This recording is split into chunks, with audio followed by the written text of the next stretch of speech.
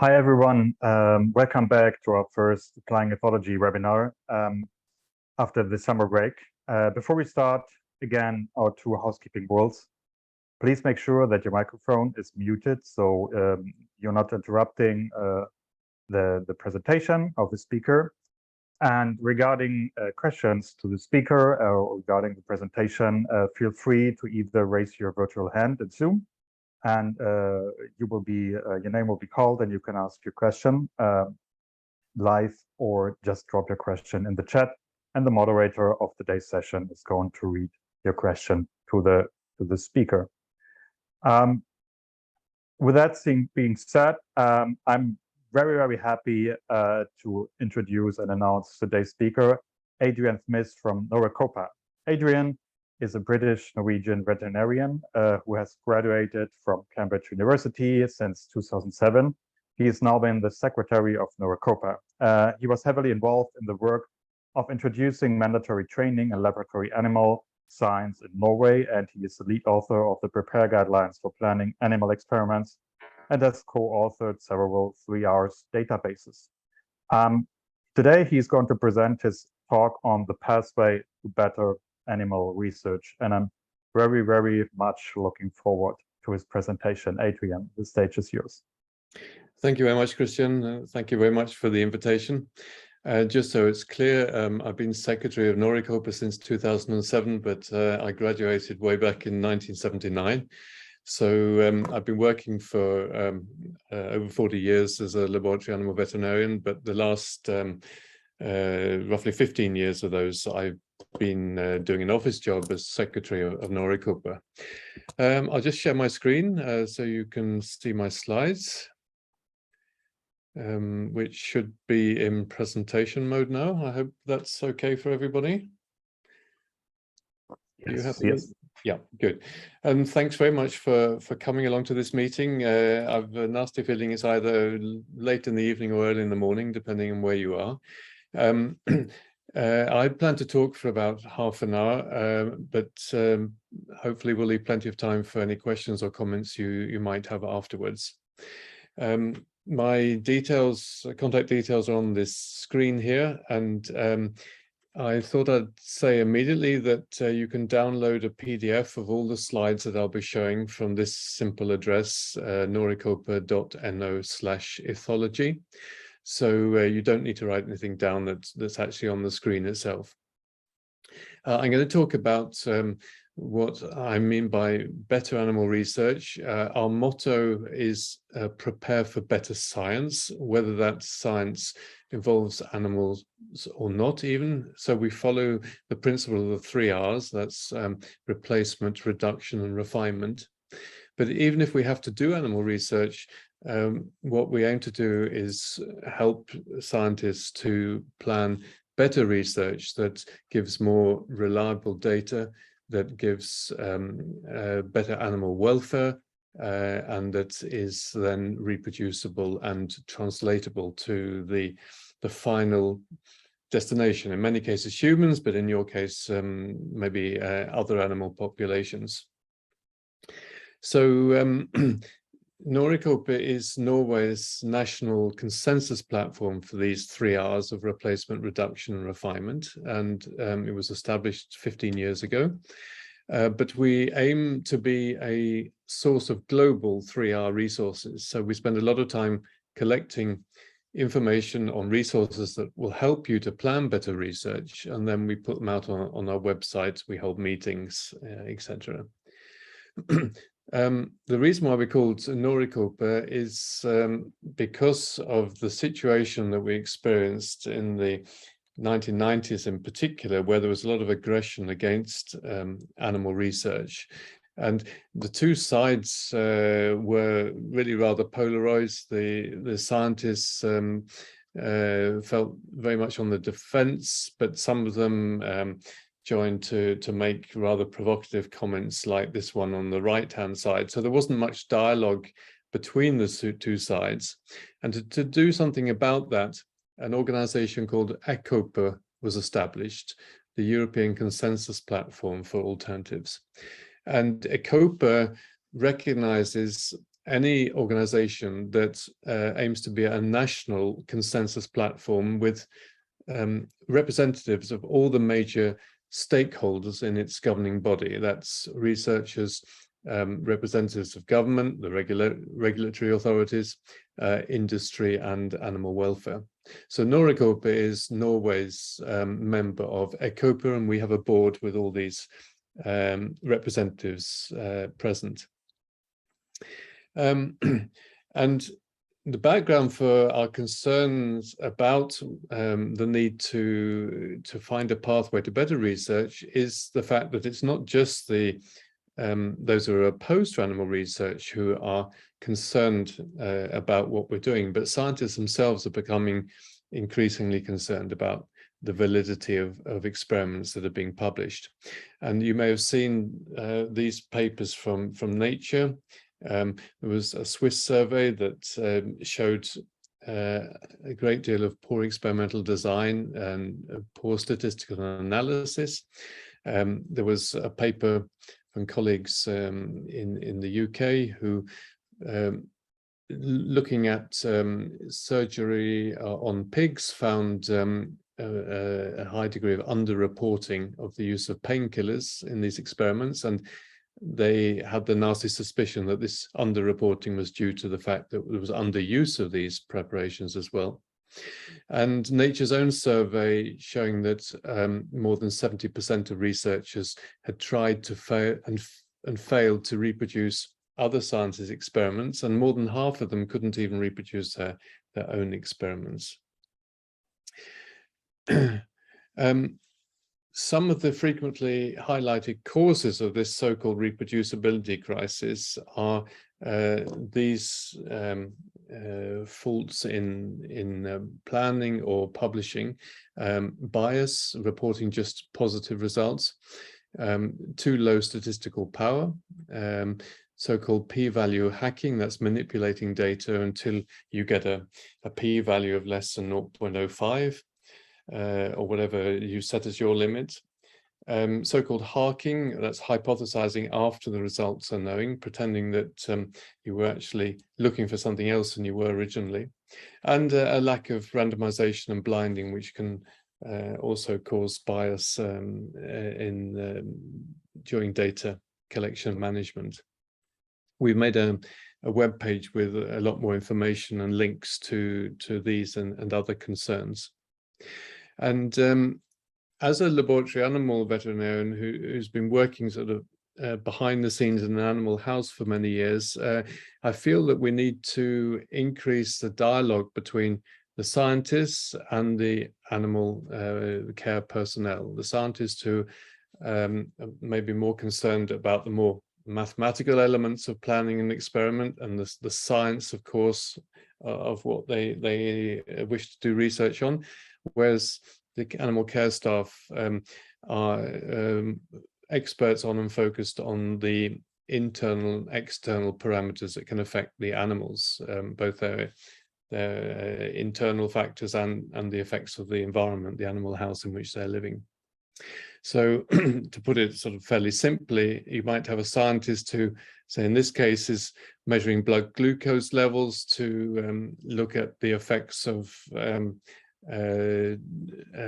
strain and two different feeds on blood glucose levels, and they will be most interested in the results coming out of the blood samples and focused on the laboratory analysis of this. Whereas the mouse will go through a large range of experiences which can affect those results more maybe than the effect of the strain or the feed on the measurements that the scientists are collecting. They will be bred, they will have to go into new social groups, they may be transported, they will have to get used to the research facility if they've been transported from a breeder. They be allocated to new groups, adapting to new diets, and will be handled and immobilized, which in itself is very stressful for animals like mice. That's all before the blood sample is taken even. And in addition, there may be a lot of other potential stress elements or welfare problems like injections, gouging, surgery, which can cause pain, distress, and in some cases, illness and death. I've written a blog about this if you're interested, about the importance of collaboration between scientists and the animal care staff on this road to better research. Last autumn, Utrecht University made this infographic, which I really like, which I'm using as our pathway to better research. And as Christian mentioned, I'm lead author of some guidelines called Prepare, which I'll tell you a bit more about in a few minutes. They were made on the basis of the experiences we, my colleagues in the UK and some other colleagues in Norway have made over the last 30 odd years while running accredited animal facilities, performing animal research, supervising others, and discussing all this with scientists and technicians on courses. I'll also briefly mention reporting guidelines, which you will have heard about if you've been publishing animal research. The ARRIVE guidelines are the most well-known ones, as they've been endorsed by over 1,000 journals now. So a bit of advertising now about our website, because we spend an awful lot of time updating this and trying to make something that's useful for those who are planning, conducting animal research. It's updated all the time, and there are about 9,000 pages at the moment. And we also produce detailed newsletters 7 or 8 times a year. And on the last slide, I'll tell you how you can subscribe to those if you're interested. There are a lot of search filters to help you reduce the number of hits you get.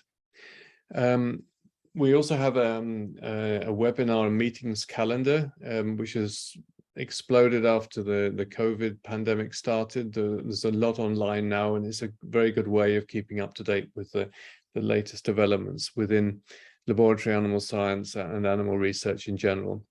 And we have separate web pages for past meetings and those that have been recorded as well.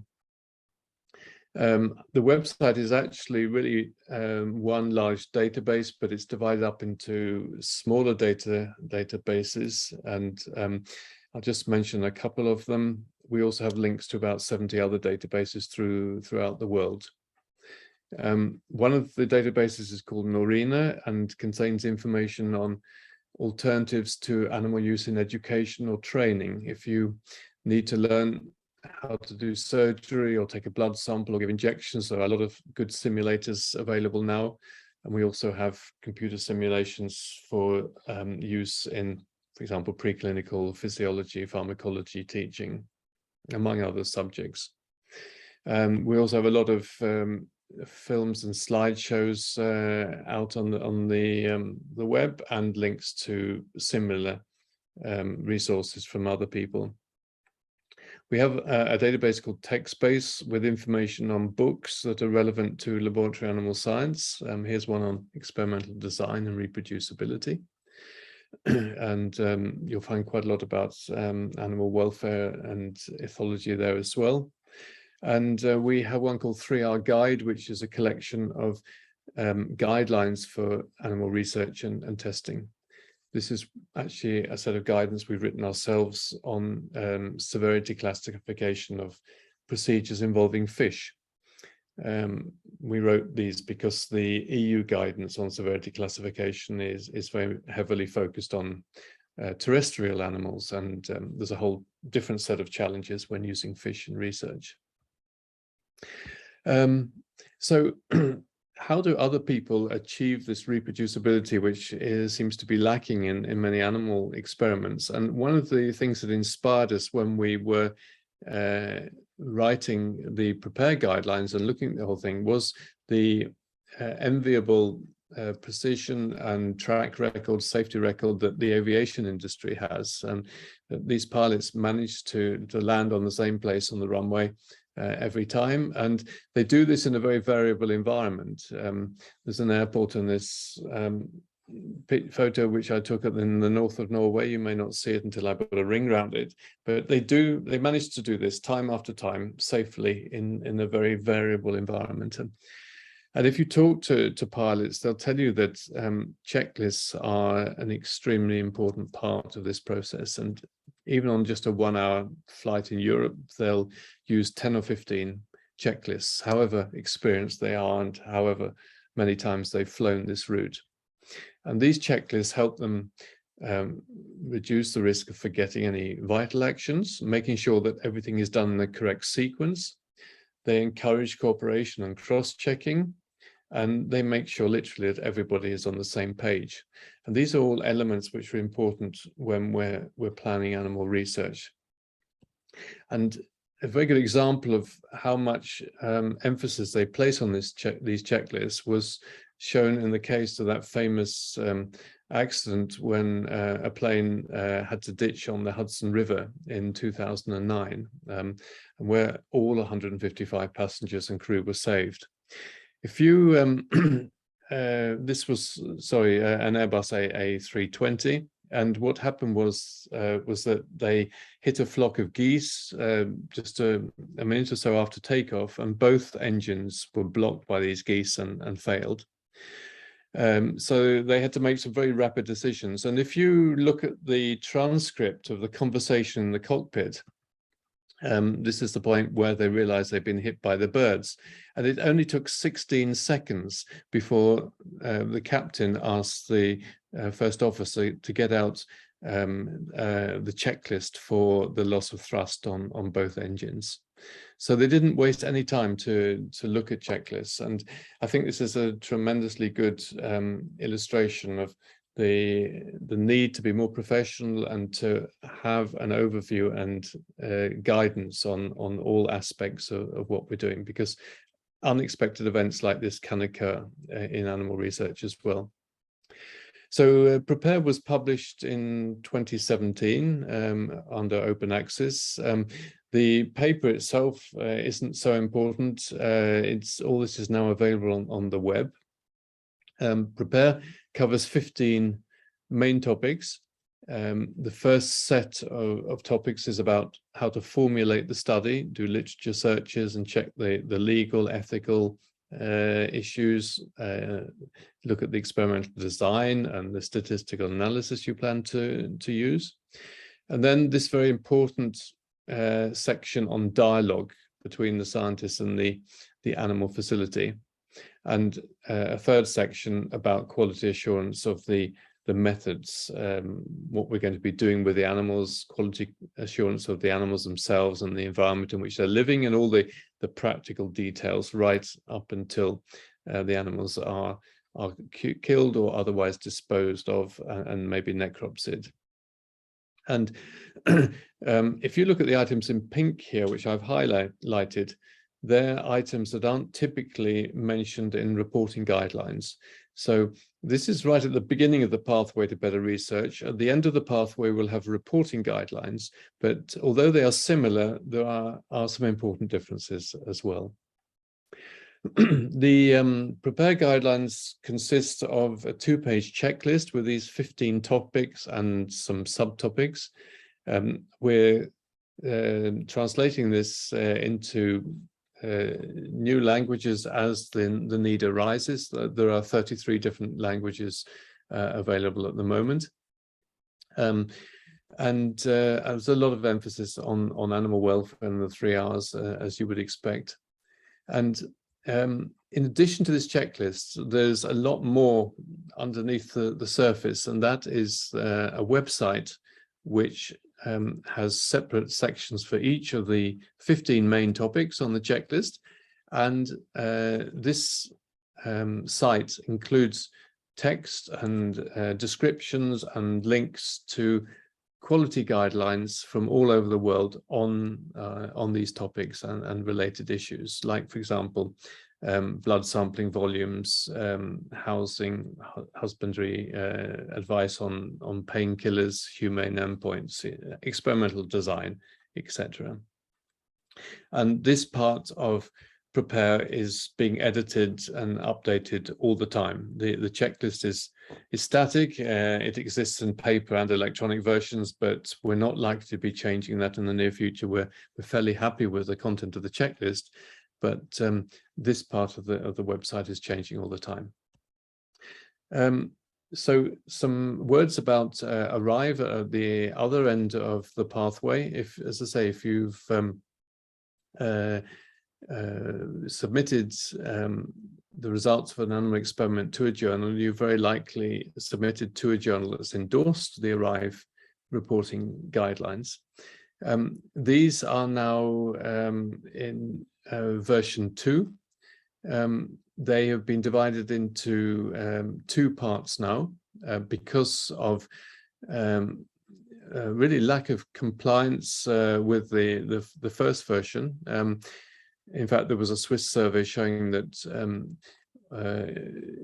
researchers who were publishing at journals or submitting to journals that had endorsed the guidelines hadn't even necessarily heard of them. So there was a lack of compliance with reporting guidelines and a need to increase their visibility. So they're now in 2 parts. There's a group of 10 topics which they consider the basic minimum that should be included in a manuscript, and then a recommended set of another 11 topics which add important context. And what they're doing at the moment is trying to make sure that journals at any rate insist upon compliance with the essential 10, and hopefully after a while then make sure that they are also using the extra set, the recommended set.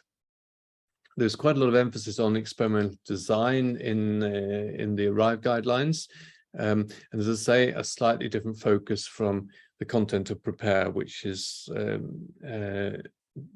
designed for the other end of this pathway. The Arrive guidelines website looks rather like the Prepare website. It has pages for each topic, and again text and links to papers and more information about each topic. And we've made sure on the Prepare website that there are links to these sections in Arrive that correspond to sections in Prepare as well. So you'll find crosstalk from Prepare to Arrive. I just thought I'd mention that to try and get across the importance of this analogy with the aviation industry, which we're so impressed by, we've made a little 3-minute whiteboard film which explains this philosophy, and you can watch it at either our Vimeo channel or from a link on the Prepare website. So this is all well and good for information that is available in published scientific papers or in guidance documents that working parties have made. A lot of the guidance that we could benefit from when planning animal research isn't necessarily published, but it circulates in a more or less anecdotal form among scientists, among technicians, among laboratory animal units managers. And in a busy world, many people are sitting on a lot of important information that they don't have time to publish, or they feel that the information is too trivial to warrant a full-blown scientific paper. So one of the things we've done, again in collaboration with colleagues in several countries, is to create a wiki, particularly for refinement of animal research, but also for reduction, ways of reducing animal numbers. It works on very much the same way as Wikipedia, which you know about. You can add text, pictures, film, links, just as you would with a Wikipedia entry. And I moderate this wiki, but we give usernames and passwords to bona fide colleagues who would like to add material themselves. And they can do this perfectly anonymously if they prefer. They're given a username which is anonymous unless they declare who they are on their separate user page. And you can, as I say, either edit this yourself if you're given a username, or you can submit material to me and I'll add it anonymously if you prefer into the wiki. And as of September, we have about 60 topics in the Wikipedia, on a large number of topics, species, procedures, both housing procedures and scientific procedures, and conditions that animals can develop. And we would welcome more ideas of material for this wiki from your environments as well. A lot of the information here, it also comes from closed discussion groups that we're members of that don't have easily accessible archives, or don't have archives at all. And we import material from those archives, again in an anonymous fashion, into this wiki, which is also one way in which it's growing fairly rapidly now. So to sum up, basically what we're trying to offer is not just another set of guidelines, because there are certainly enough of them out there, but we're offering some advice on the pathway right from day one of planning, so that when you finally get round to submitting a manuscript, you find that you have the answers to the questions and the comments that the reviewers and the journal editors have for you. You've thought about them and you've answered them. You're not placed in this embarrassing situation where you don't have the answers, or even worse, you don't have the data, which in worst case means you can't actually publish your material and waste your time and animals' lives. So again, the slogan here, we arrived because we were prepared. So this is hopefully going to provide better science. It's going to give improved animal welfare. It will advance these 3 R's of reduction, replacement, and refinement. And also something I haven't mentioned in this talk because of time constraints is that it will hopefully give you a safer working environment. I said that our guidelines are based on experiences with running accredited animal facilities, and there are a lot of potential hazards when working in animal research facilities, not only from chemicals and other things that you are bringing into the department, but from a lot of sources actually in the facility itself, both chemical, mechanical, microbiological hazards, etc.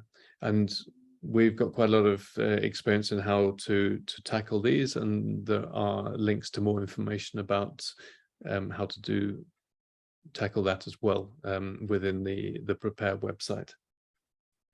So I hope you will find this useful. I'd like to show a slide thanking all those who have sponsored Noricopa. We have core funding from the Ministries of Agriculture and Fisheries in Norway, but a lot of animal welfare organizations and research councils have supported us as well. And I promised I'd tell you how you can subscribe to our newsletters. At the bottom of every page on the Noricopa website, there is this white box on the bottom right-hand corner where you can add your email address, and that will subscribe you to the newsletters. We send them out in English 7 or 8 times a year, and we highlight recent advances within the 3 R's and the animal research field, say new guidelines that have been produced, new scientific papers that are relevant for all aspects of research, whether you're working with, excuse me, lab animals, farm animals, wild animals, or aquatic animals, either in the lab, on fish farms, or in the wild. So I hope that's of interest for you. And just to remind you that all the slides I've been showing are available at this simple address, norecopa.no/ethology. And that's exactly half an hour. So I hope that that was of interest, and I'm very happy to take questions or comments from you guys. And I'll stop sharing the screen so that I can hopefully see some of you as well.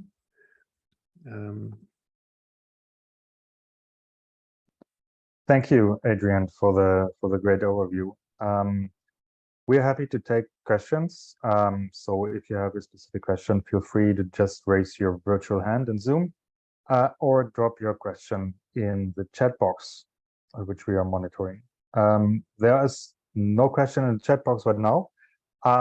So I'm starting with one of my own. I was wondering, you mentioned that at least for the RIFE guidelines, there are some journals who aim to enforce these guidelines in terms of the reporting and the method section.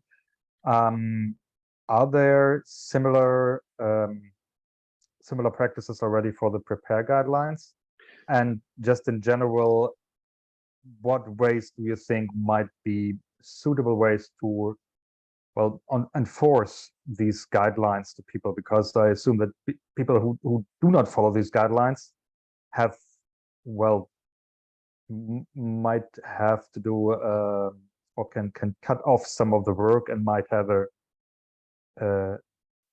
benefit in terms of being faster in getting some experiments done, even so they are not following these guidelines and might be prone to the issues that you mentioned at the very beginning. Thanks for that question. It's a good point. It would be far too late in the day to try and get journals to enforce prepare, because by the time you get to that stage, the experiment's been done, and you've no way of going back and improving it. It's, if you burnt a cake, then you can't improve the cake however well you describe it. You have to go back to the kitchen and start again. And so we are not targeting journals, although we have talked to journal editors to make them aware of many of the issues that we're concerned about. We have been targeting people at the other end of the spectrum. That's funders, that's animal facilities, animal welfare bodies, all those who are in a position to influence scientists before they actually start doing the experiments themselves, because that's where prepare must come in. There's also been a certain amount of opposition to guidelines for reporting, because a lot of people feel this is just another bureaucratic hurdle they have to pass, another set of boxes to tick before they get their work published. And we certainly don't want prepare to be looked upon like that. Although it's a checklist, we're not forcing anybody to tick all the boxes before you start work. It's offered as a friendly aide-memoire from colleagues. We show it to people and say, look, you know, we've been there before, we've seen these problems, we've had these accidents or near accidents when planning our own research or running an animal facility. These are things that you should be thinking about. You may know a lot about them already, but if you don't, they'll find more information on the website. So we're doing this sort of softly approach, hoping that people will find this more agreeable. And that means that it's difficult for us to collect metrics on the use of prepare. The paper's been downloaded 25,000 times since it was published in 2017. So some interest we can document. We also have a page where we collect endorsements from institutions and others who have written somewhere that they endorse the Prepare guidelines. We have a separate page for that. But I get email alerts every time a paper cites the Prepare guidelines, but that in itself is not actually a guarantee for quality. You can write in your paper that you followed Prepare and Arrive, but it doesn't necessarily mean that the work you're describing is top quality. So but I think that's the situation we have to live with, basically. We're holding webinars like this one to increase the awareness of the need to plan properly in collaboration with the animal facility from day one. And I think it's this collaboration that is one of the most important take-home messages, because it's too late to plan all the details of an experiment and then go to the lab and say, right, I'm ready to start, just give me some animals, I'm off, or ready to go, because there will undoubtedly be a whole range of practical issues which scientists may not have thought about, but which the animal facility know will affect the quality of the data coming out of the animals. Some of these are generic challenges, and other ones are specific to that particular facility, which you may not even know about. And it also covers mundane things like division of labor and the costs involved. Are there enough staff? Do you have the equipment, the competence to carry out this experiment? All these things take time and cost money to organize before an experiment. Thank you, Adrian, for the answer. We have a question in the chat from Jen. She's asking, she's writing, thanks, Adrian, for raising this very important issue. You mentioned harking. I'm wondering, what about unexpected discoveries during the course of the investigation? Sometimes we found things unexpected, but maybe meaningful and important too. How do we, or can we, include this in a legitimate way without falling into the trap of harking? Yeah, that's whoops, I pressed the button here. It's a good question. There's some very nice papers about harking on our website. If you go to that page, norecopa.no/concerns, you can read more about it from people who know more about this than I do. But of course, there's no problem being honest and say that you did find unexpected finds and describe them. The important thing is that you don't pretend that you were actually looking for something else, and then that you change your aims of the experiments to fit the results you've got. Okay, so and just be honest about it and say, well, actually we were looking for that. That particular result was not significant, but in the process we uncovered this this situation. Okay, so it's all about honesty, really. Thank you, Adrian. And there may be statistical ways of getting around that, and but make that declaration that this wasn't actually what you were looking for in the first place. Thanks, Adrian. We are still waiting for more questions in the chat. I was wondering, because you mentioned Arrive and Prepare, there are other frameworks and guidelines. And I was wondering, for example, the Strange framework is taking off a bit of steam and it's getting a bit more prominent displayed.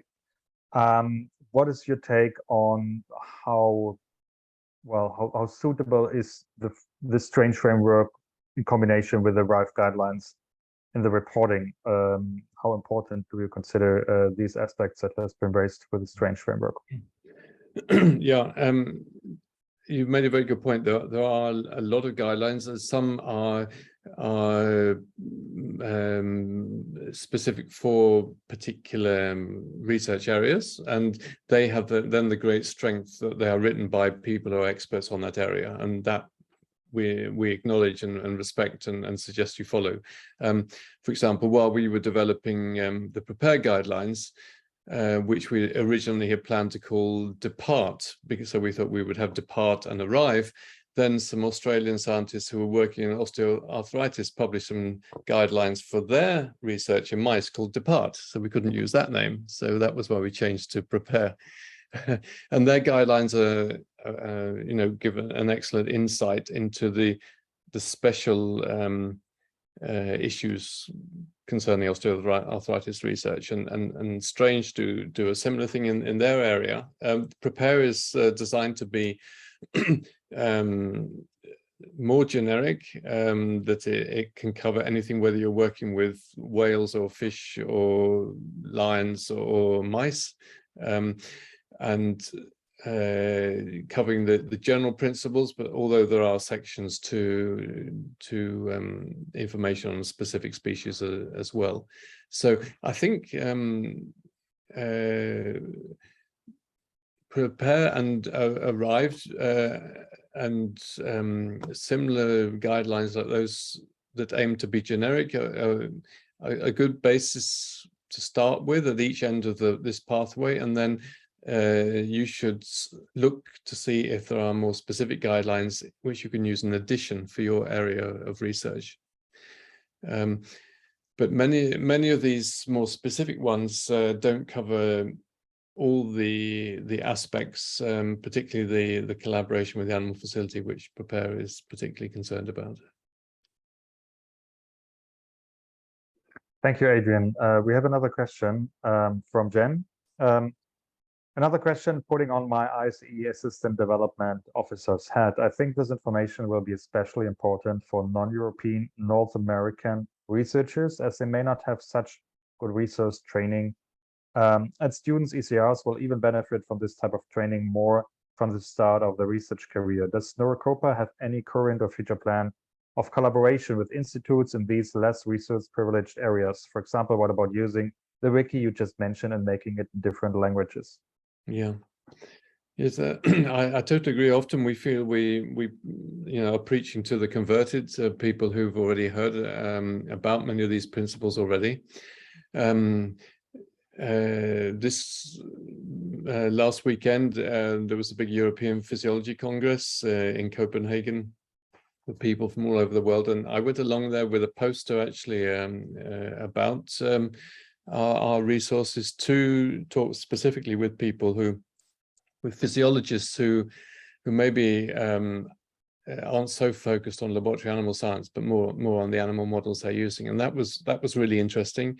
And that's one of the reasons why we translated the PREPARE guidelines into so many languages, because we're trying to reach out to people from countries that aren't often represented at the meetings that we tend to go to.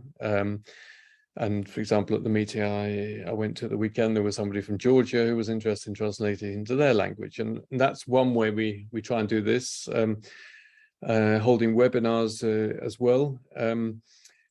We haven't the resources at the moment to translate the wiki. We have just started collaboration with somebody who is wanting to translate some of the pages into Turkish, actually, and it's all a matter of what capacity we have, really. But we'd be very happy to think of collaboration with anybody who has the resources to help us do that. And the material on the website is not behind a paywall or anything like this. It's designed to be freely available for anybody who wants it in whichever language. Thank you again, Adrian. Matteo, you have a question? Yes, thank you, and thank you for your presentation. I was reading PREPARE even in the past. It's a great work, and I'm sorry if maybe my question is a little bit off topic, but the point is I'm seeing many more and more ways to improve the quality of the research, like PREPARE guidelines, ARRIVE guidelines, the Strange framework, and everything that is inside the open science approach that is to improve the reproducibility. My question is, I know that you are speaking to editors, maybe to try to make them adopting these guidelines or framework, but in the quality of the research and in terms of increasing the reproducibility, I feel like an early career research that most of the time the problem is the evaluation of the researchers. So until now, I see initiative to improve the quality of the research, but I'm not understanding how much this is evaluated during the careers. So I don't know how is it in Norway. I can speak about Italy, that I know a little more. I know a little bit of Norway when I was at the Vet Institute, but I don't know how it is the evaluation of the researchers. And this is a problem that I see everywhere in the countries, I feel. I would like to know your opinion on this. Yeah, you mean thank you. Whether they have enough education and whether that education is followed up as on a regular basis. Is that what you're wondering about? No, sorry, I would try to rephrase it. My point is that even if we are trying with many initiatives to improve the quality of the research, yeah, I'm wondering how much this is going to be evaluated at the moment that you are applying for a job position in the research field. So how much the committees and all other research institutes are going to evaluate the quality or your efforts in trying to adopt this kind of frameworks or guidelines to improve the quality of your research, and not just H index or number of papers, etc. Yeah, I think that is a general problem because often those who are evaluating the researchers' applications are overworked. They don't necessarily have the expertise in each area of research that they're receiving applications from. So they could do a general evaluation, but they're not in a position, for example, to say, you know, hey, you shouldn't be doing this experiment at all because there's a good alternative to that, or there's another model existing. They have to trust the researchers that the model that they're wanting to perform is the best model, that it can't be replaced, and they're not experts on statistics either normally, so they may not have enough competence to be able to evaluate whether researchers really are using the best experimental design, and this is a worry. Yeah, I've seen a lot of animal models which where I've been concerned about for example, the anesthesia that's been used, that even if the animals are not waking up during the experiment, that they're not getting sufficient analgesia, which will probably affect the data that's been collected from these animal models. So it is a problem, and I think we need more education for these reviewers, but often they don't have the time, or there's nobody forcing them to go on new courses. They've maybe taken one course in lab animal science, and there's no system for renewing that that license. If you're working as in the regulatory authorities, they just carry on doing that job because they're not active scientists. They of course build up a lot of experience over the years and talk to scientists and other colleagues, but I think the sheer volume of work for many of these people is a problem, that they don't have the time that they should have had to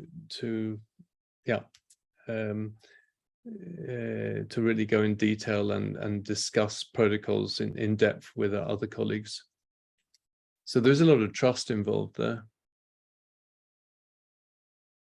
Yeah, thank you. I completely agree. But so I know I agree also. We need more education, and I just hope that also the new generation will force the system to change somehow. Certainly, when you get to my age, you see, looking back, the enormous improvements we have made over the years. I mean, even talking about the 3 Rs 30 years ago was a problem. Or the older professors didn't understand why we needed to spend time talking about something like that. And now everybody realizes the importance. And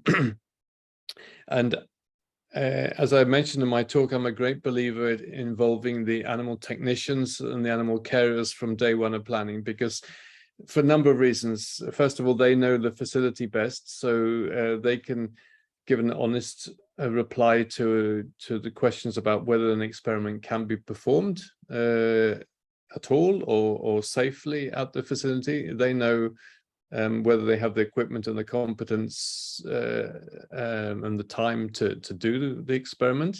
Whereas the managers may be tempted to say, "Oh, this looks fun. You know, we might get a Nobel Prize at the end of it.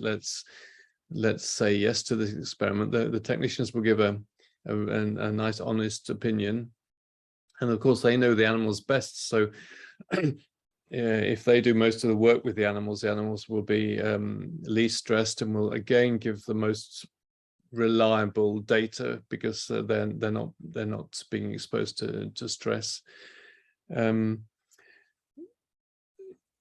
Yeah, so there are a lot of reasons for involving them at an early stage of planning and letting them do most of the practical work, if at all possible. Thanks again, Adrian, for your response. There's another question in the chat from Katarina. Hi, Adrian, why do you think there are so many papers with the issues related to research validity and ethics published? For example, do you think that researchers who review papers are not educated enough? It is sometimes also the case of the journals with high impact factors, which is really surprising. Yeah. Thank you. Let me just check that I've understood your question. You're worried that there are a lot of papers that have been published where there are issues with validity, or you consider them unethical. Is that the question?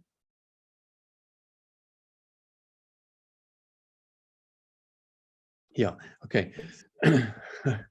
Yeah. I agree that there doesn't seem to be any particular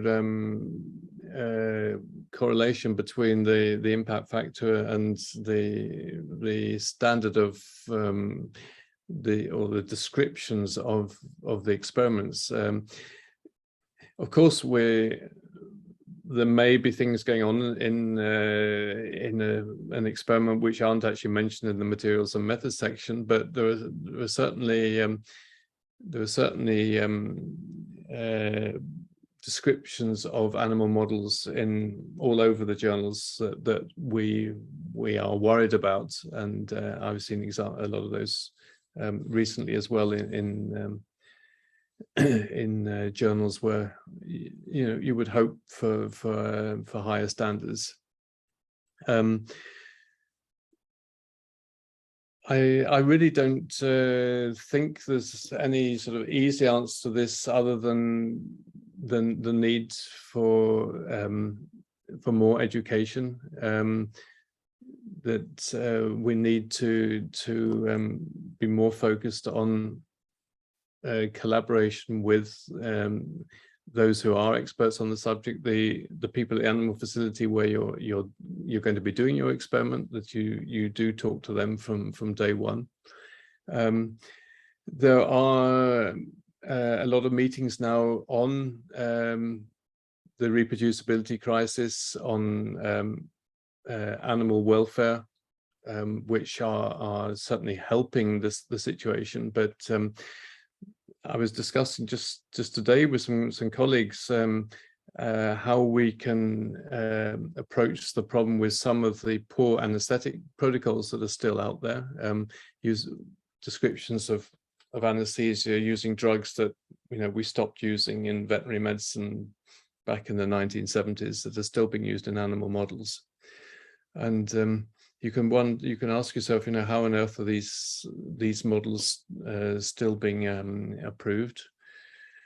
But things are slowly getting better. But we need as much communication, dissemination as we can, and that's why we spend so much time promoting these guidelines that through the Prepare website, sending out newsletters with information on better methods of doing things, new papers, highlighting better procedures, and hoping that these will gradually catch on.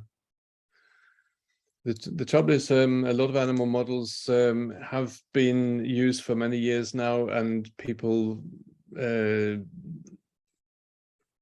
feel secure in using a model that has been described in the literature for many years, assuming therefore automatically that it's approved and validated and still state of the art. And it's then easy, of course, to to cite previous papers on it rather than breaking totally new ground. And if you're a young researcher with a limited time to do your PhD, then obviously you and your supervisor may not want to take the risk of starting off in a totally different direction and trying to validate a method which after a year or two proves to be a dead end or a poor alternative. So I know how stressing that can be.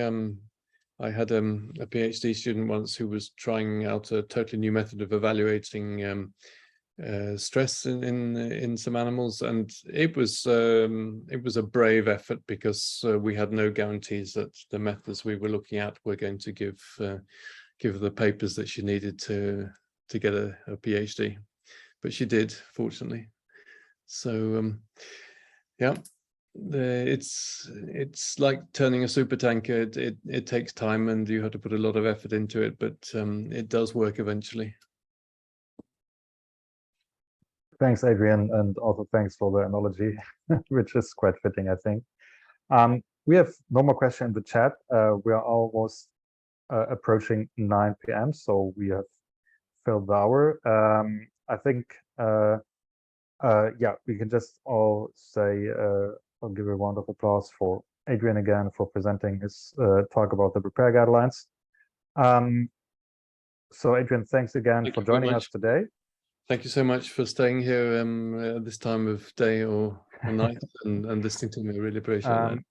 And everyone, don't forget to join in again on our next webinar, which is on October the 3rd, and will be held by Megan Barrett about insects as livestock. We will send out the advertisement for this soon. So see many of you in our next webinar. And again, thanks, Adrian. Thank you. Have a good evening. Thank you.